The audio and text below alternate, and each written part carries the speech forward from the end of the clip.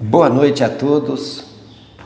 É um prazer enorme, uma honra estarmos aqui mais uma vez para refletirmos sobre o Evangelho de nosso Senhor Jesus Cristo, sob a ótica, sob a luz da doutrina espírita.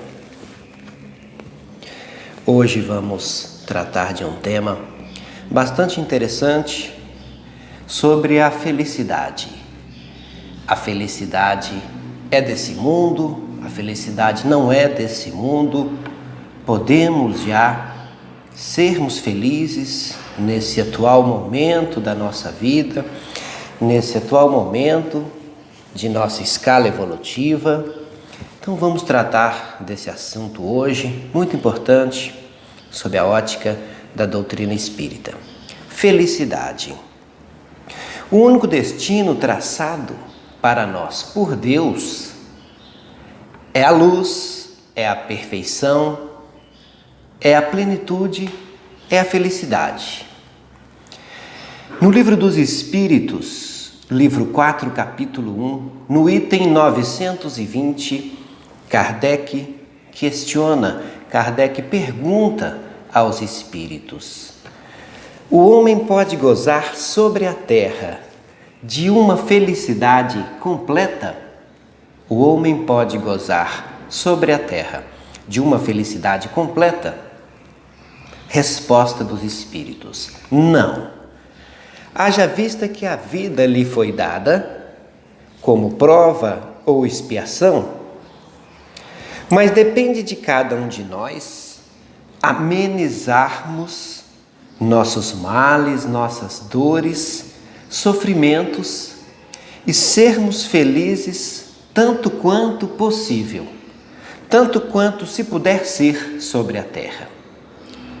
Chamo a atenção para essa questão quando os espíritos respondem: cabe a cada um de nós amenizarmos nossos males. Daí já tiramos a nossa primeira reflexão da noite. Cabe a nós amenizarmos. Isso significa que, se estamos numa situação difícil, numa situação em que julgamos infelizes, devemos agir, devemos adotar medidas para amenizarmos esses males e seguirmos em frente no nosso aprendizado.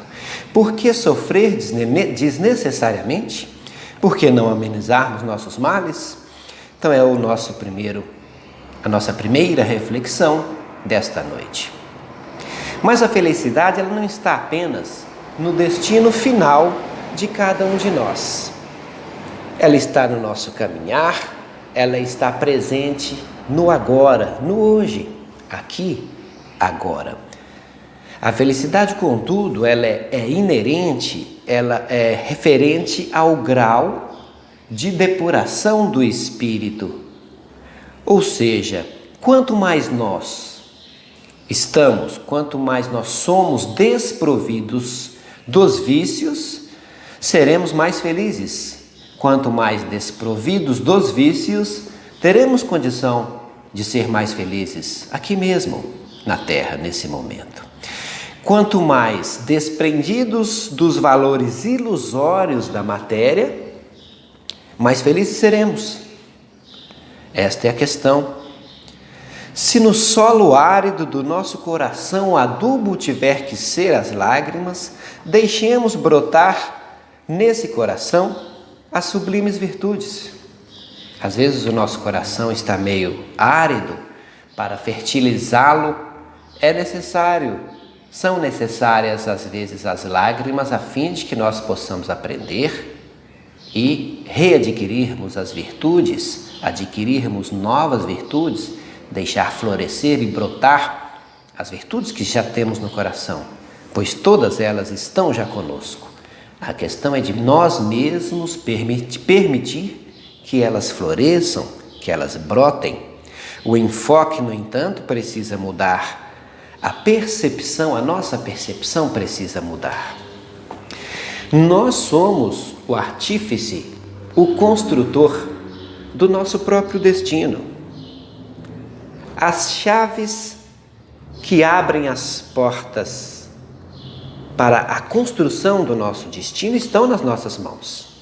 Por isso somos o artífice, o construtor do nosso destino através de nossas escolhas. Então, por que abrir apenas as portas da desilusão e não abrir as portas estreitas, porém seguras, da felicidade? Portas estreitas essas, onde se abrem, quando abertas, nós já alcançamos, nós já temos contato com as pegadas luminosas do Cristo, já traçadas pelo Cristo, por nosso Divino Mestre.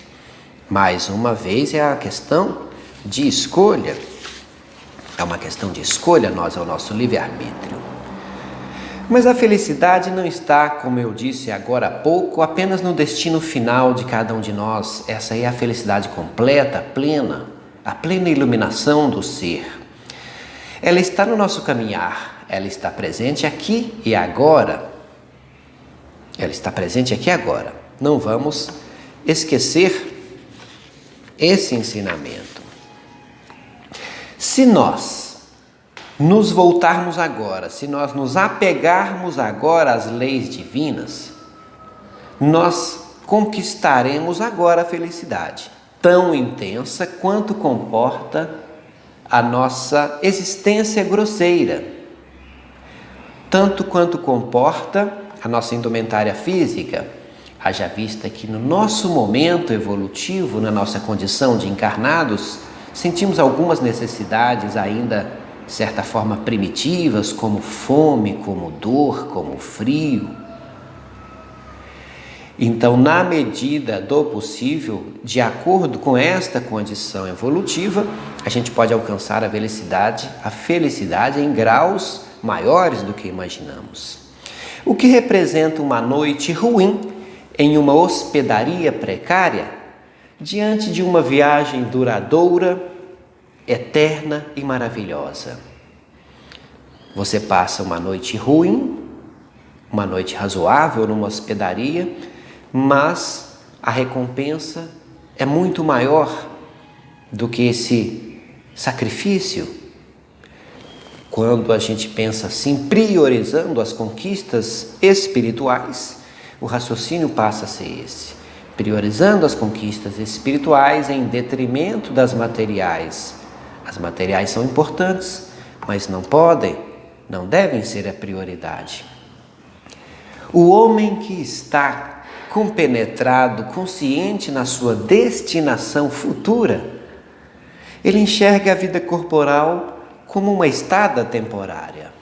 Que a realidade é essa, a verdade trazida pela doutrina espírita é esta. E a felicidade está onde a vida está. A felicidade está onde Deus está. Então a felicidade começa agora, essa construção começa agora. E Deus está presente em cada um de nós, Deus onipresente. Deus está em todo lugar. Se Ele está em todo lugar, Ele está dentro de nós, de todos nós. A doutrina espírita, ela nos desvia dos atos que podem retardar a nossa felicidade. O homem sente as primícias, o prelúdio dessa felicidade sobre a terra quando ele começa a compreender os desígnios de Deus, quando o homem começa a vivenciar os ensinamentos do Cristo. Daí já sentimos aqui mesmo na terra um gostinho da felicidade real. Desta forma, a doutrina espírita, a doutrina dos espíritos, nos ensina a suportar as provas e expiações com paciência e resignação, entendendo que a dor e o sofrimento são temporários. Resignação essa que deve ser uma resignação dinâmica. O que é uma resignação dinâmica? Eu aceito, eu tenho consciência dos meus obstáculos, problemas e limitações hoje, mas eu devo agir, eu devo atuar para minimizar esses males e superar esses obstáculos. Ou seja, não é conformismo, é entender a situação atual, mas buscando sempre melhoras espirituais, morais e também materiais, por que não?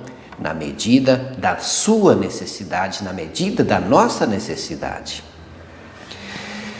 Esses obstáculos, lembremos, são frutos de nossas próprias imperfeições, causados por nós mesmos. Daí, esta consciência que devemos ter em relação aos obstáculos, às vicissitudes que enfrentamos hoje, atualmente, nos dias de hoje, na nossa existência, na nossa família, na nossa sociedade, no país que estamos.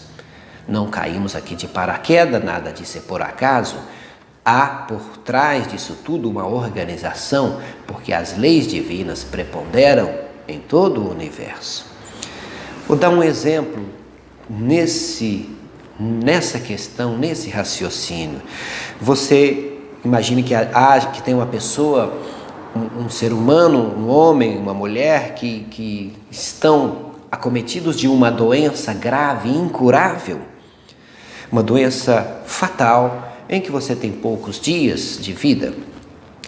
Descobre-se assim a cura, descobre-se a cura dessa doença. Essa cura será ministrada através de uma injeção muito dolorosa.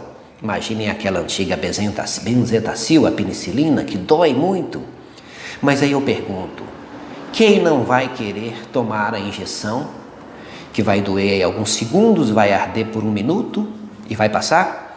Quem não vai querer tomar essa injeção para adquirir a cura dessa doença que lhe está limitando a vida, está limitando a sua existência corporal? É a questão desse raciocínio da vida espiritual com a vida material. O que passamos aqui agora é uma fração de segundo em relação ao que teremos pela frente. Se você tem muitas posses, vai passar, vai acabar. Se você tem poucas posses ou nenhuma, vai passar e vai acabar também. O que ficará são as conquistas espirituais e morais. Assim, quando entendermos a lei de causa e efeito, lei universal, enfrentaremos as vicissitudes da vida com outro enfoque. Será mais fácil agir com resignação, com paciência. O homem frequentemente é infeliz devido à importância que o homem dá às coisas do mundo, a importância que nós damos aos bens materiais. Aí o que acontece? Vaidade e ambição frustradas tornam o homem infeliz. A vaidade e a ambição. Portanto, se elevarmos nossos pensamentos ao infinito, as vicissitudes, os obstáculos da vida nos parecerão mesquinhas, desprezíveis, pueris, como uma criança que se desespera, chora, esperneia, porque perde o seu brinquedinho. O brinquedo para a criança, para ela, representa a felicidade suprema, pela sua condição evolutiva nesse momento. Então não podemos agir como uma criança que perde o brinquedo em comparação com a nossa atual existência.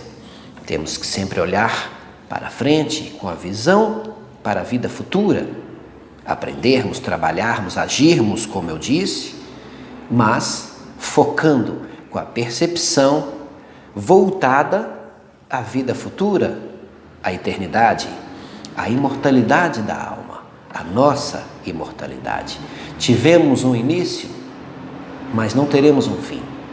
Isso nos dá essa força, esse entendimento para agirmos sempre com equilíbrio, com resignação, com paciência e trabalharmos todos os dias para a nossa melhora, a nossa evolução espiritual moral e também na medida das necessidades em relação às conquistas materiais.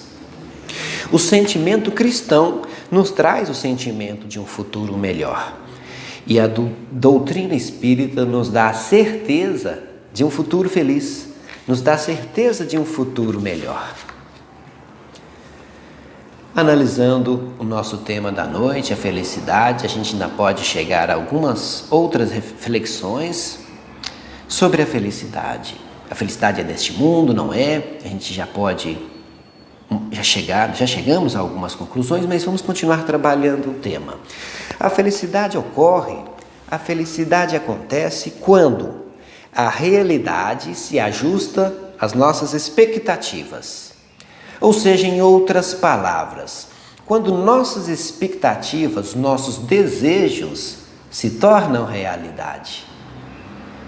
Mas se nossas expectativas forem muito grandes, se nossas expectativas, nossos desejos forem muito altos, se nossas expectativas ultrapassarem a realidade fática ao nosso redor, então nós devemos refletir sobre nossas expectativas e sobre a realidade do mundo em que vivemos.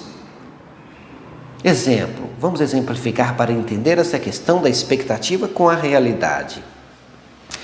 Todos nós vamos envelhecer, todos nós vamos encarnar, todos nós vamos envelhecer.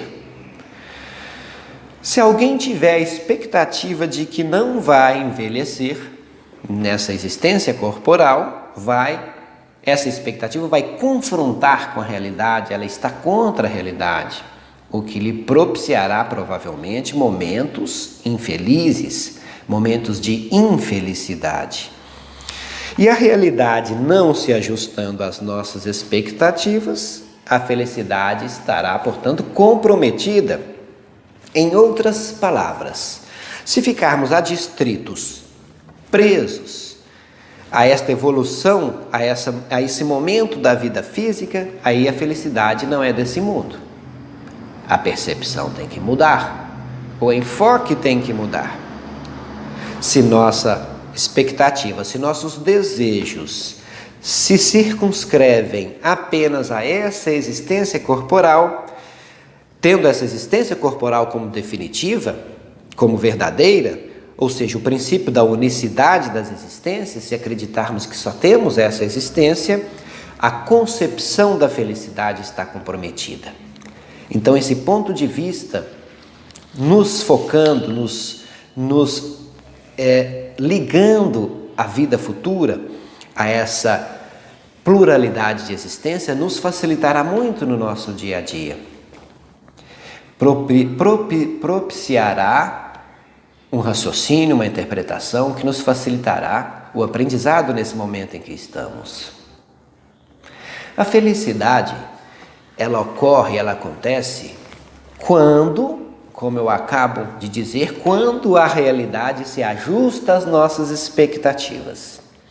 Ou seja, quando as nossas expectativas se tornam realidade.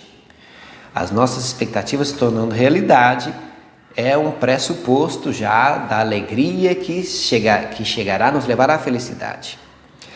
Mas nós precisamos, quando elas não se ajustam, expectativa e realidade, ou seja, quando não acontece aquilo que a gente quer, nós precisamos reeducar nossas expectativas.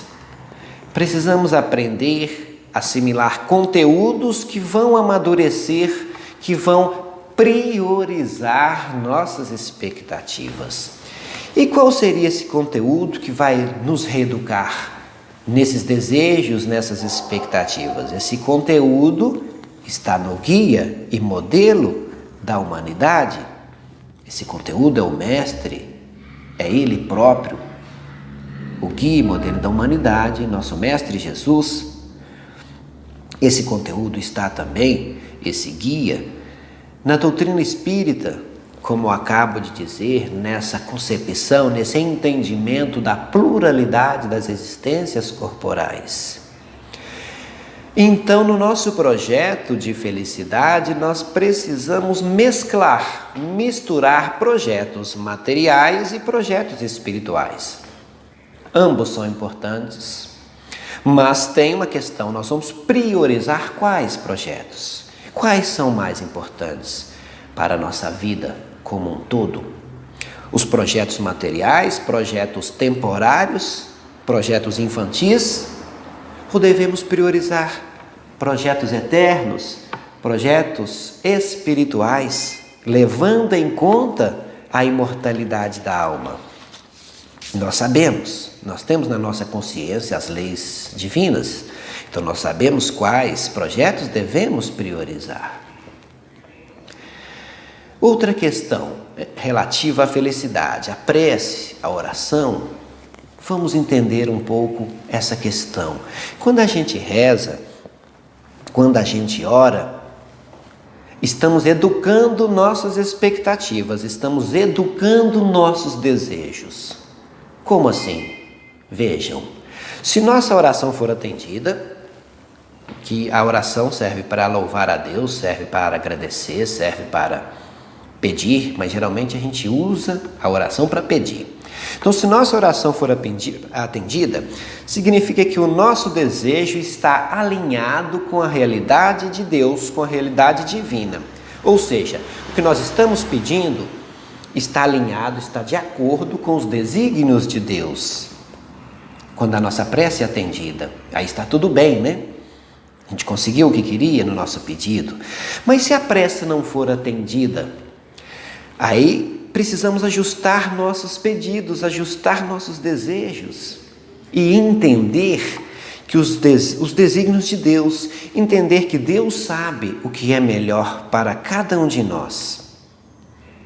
Ou seja, o que a gente está desejando, está pedindo, pode ser extremamente desastroso caso o nosso pedido seja atendido, pode ser extremamente desastroso para nós. A providência divina, Deus, não vai descer até nós para errar conosco. Nós é que erramos, o erro é nosso. Nós que temos que nos elevarmos para acertar com Deus, porque Deus não vai descer até nós para errar conosco. Se estamos pedindo algo que não é relevante, não é importante, não é útil para nós, mesmo nós achando que seja, mas se para os desígnios de Deus isso não é importante nesse momento para nós, o nosso pedido será negado, não será atendido e nós temos que reeducar esses pedidos, reeducar essas expectativas, esses desejos para entender os desígnios de Deus. Precisamos aprender a conviver com o não de Deus. Precisamos aprender a conviver com o não de Deus e continuar trabalhando, continuar agindo, continuar nos instruindo, melhorando o nosso nível intelectual e continuar sempre priorizando as aquisições espirituais, vencendo, dominando as más inclinações. É muito difícil, claro, somos falíveis, somos muito falíveis, mas temos que estar orando e vigiando 24 horas por dia para cada vez errarmos menos, não repetir o erro. O sábio aprende com o erro dos outros, o tolo aprende com os próprios erros. Nós já temos inteligência o suficiente para saber o que é certo e o que é errado e saber que outros que delinearam um caminho equivocado sofreram as consequências ruins. Nós vamos seguir o caminho errado sabendo que vai dar errado? Então é essa a questão. Vamos seguir o manual do sábio, vamos seguir os passos luminosos do Mestre Jesus, a fim de que possamos errar menos. E falando em erro, não vamos programar para errar. Não vamos programar para errar. O que é isso? Você sabe que vai cometer o erro e mesmo assim você fala, deixa, vamos fazer, não tem problema. Vamos já mudar isso, criar a consciência de que não podemos repetir os erros, não podemos ficar estagnados na situação em que estamos. O caminho é para a luz, o caminho é para a evolução. Ainda que caminhemos lentamente, mais para frente, como já nos ensinou e nos ensina Chico Xavier. Vamos refletir essa noite sobre isso para colocarmos em prática a partir de agora, não é nem a partir de amanhã, a partir de agora. Vou trazer um caso interessante aqui para ilustrar essa questão da felicidade, nosso tema da noite, se a felicidade é desse mundo, se a felicidade não é desse mundo.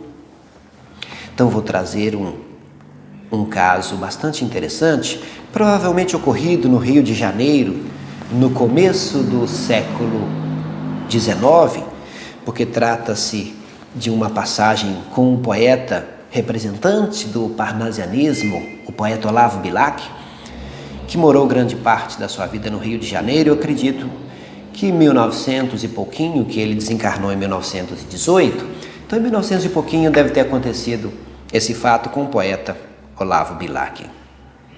Havia um homem, amigo do poeta, que estava querendo vender a sua propriedade, o seu sítio. E ele, caminhando pela rua, encontra o poeta Olavo Bilac, o homem que queria vender a sua propriedade, o seu sítio. Então pergunta ao poeta: oi, poeta, tudo bem? Como vai? Eu estou vendendo o meu sítio, estou querendo vender a minha propriedade. Sítio esse que o senhor conhece bem, que somos amigos, o senhor já frequentou o meu sítio várias vezes. Eu gostaria, por gentileza, que o senhor redigisse um anúncio para que eu publicasse no jornal a venda da minha propriedade.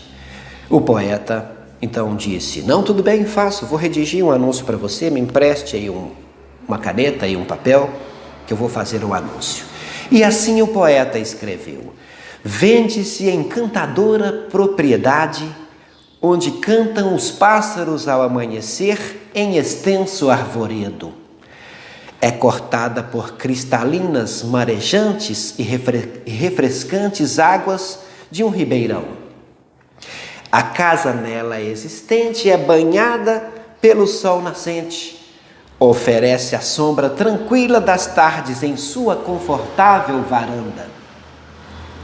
Entregou o anúncio para o homem que queria vender o sítio publicar no jornal.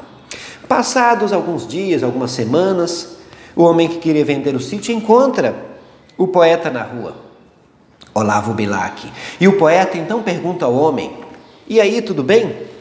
Vendeu o sítio? O homem responde: nem pensei mais nisso. Depois que eu li o anúncio, eu percebi a maravilha que eu tinha. Depois que eu li o anúncio, que eu percebi quão maravilhosa é a minha propriedade. E assim é a nossa vida. Não esperemos valorizar a nossa vida só depois que alguém faça um anúncio mostrando o quanto é bela a nossa vida. Pelo simples fato de estarmos vivos, temos que ter uma grande gratidão por isso, de estarmos aqui hoje nessa escola terrena maravilhosa para aprendermos, para evoluirmos e para aprendermos as virtudes do Mestre, que o Mestre nos deixou, que o Mestre nos deixa a todo instante. Vamos sentir a infinita beleza da vida pelo simples fato de estarmos vivos. Deus nos dá a vida para sermos felizes a cada segundo da vida. Em tudo dai graças, porque essa é a vontade de Deus em Cristo Jesus para convosco.